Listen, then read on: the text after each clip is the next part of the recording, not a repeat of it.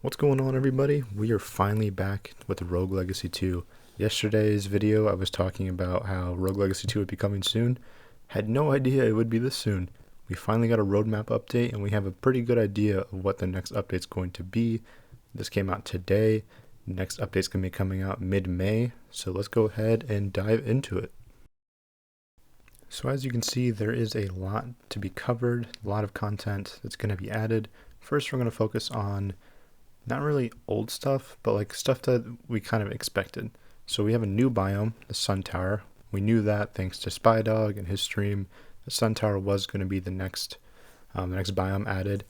That still leaves the Dry Lake, presumably added in an update after this one. But Sun Tower is for sure going to be the next biome. With the new biome comes new enemies, new bosses. Something interesting is it doesn't say new heirloom. Previous roadmaps did say new heirloom, but this one says nothing about a new heirloom. However, it does mention the boss, enemies, traits, relics, spells, new equipment. That'll be interesting, especially now because like the drowned trinket, for example, you can't exactly get in the game, but presumably we'll be able to get it once this update drops because the new biome will have higher levels.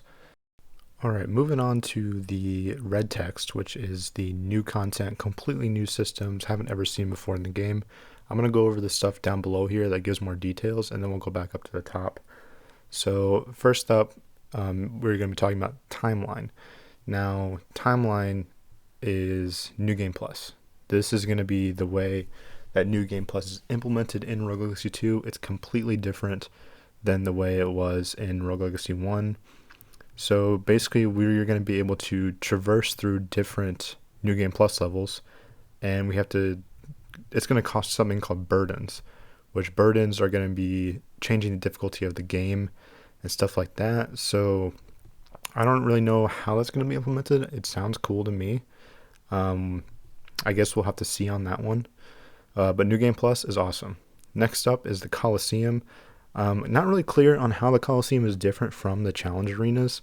It sounds pretty similar, just a bit more difficult with some better rewards. Maybe that'll help us get some of the equipment we haven't been able to get. Who knows? Moving on, next up on the list is relationships. So this is basically going to make the game feel more alive, per se. There's going to be some story and some lore behind the characters that are in the docks. We're going to learn their backstories, maybe learn where the blacksmith and enchanters came from. Hopefully we get to learn about the architect. That'd be kind of cool. Maybe even some stuff about Charon. That would be awesome, actually. He's just kind of sitting there laughing normally. And then next up is Fabled Weapons. So Fabled Weapons is how the Curio Shop is going to be permanently added. Luckily, the devs think that Curio Shop is great. I loved Curio Shop. It really changed up some runs, and they're going to be staying in the game, and they're going to be added as Fabled Weapons. It almost sounds like it's going to be slightly tweaked, and the weapons are going to have some slight modifiers to them. That's kind of what the text sounds like, but that's awesome, just the fact that they're going to be staying in. Next up is Commanders. Now, Commanders sounds really cool. This is basically super strong special enemies that are going to randomly show up throughout runs. They can be in any room, anything like that, and they're going to have special buffs and presumably maybe some special rewards that drop. Maybe that's just ore and ether, but we'll have to see with that one. But that sounds great. Optimization, that's always a perfect thing to have in any update. Make their game run better and more stuff to come. We love to see that stuff at the bottom. That's the stuff that doesn't really get much focus, but I know that takes a lot of work, especially I remember SpyDog talking about in his stream the optimization that he's done, and it's great. The game running better is always great. Moving back up to the top, one thing that is not talked about down below is the Drift House opens. Now, the Drift House has been mentioned in roadmaps ever since the game really launched, and we've never heard anything about it. We don't really know what it is. Reet did mention in Discord that the Drift House is going to be half implemented in this update and that finalized in the next update. So that's the only thing we really have to go off of there. The Challenge of Garrus kind of sounds like Coliseum, like it goes hand in hand. Not really anything much there. Maybe that's just what they're called. Boss remixes, that's going to go with New Game Plus. That's amazing. I just think New Game Plus is really going to open up the game and open up new experiences, especially with the burden system and how different the burdens could make each New Game Plus run.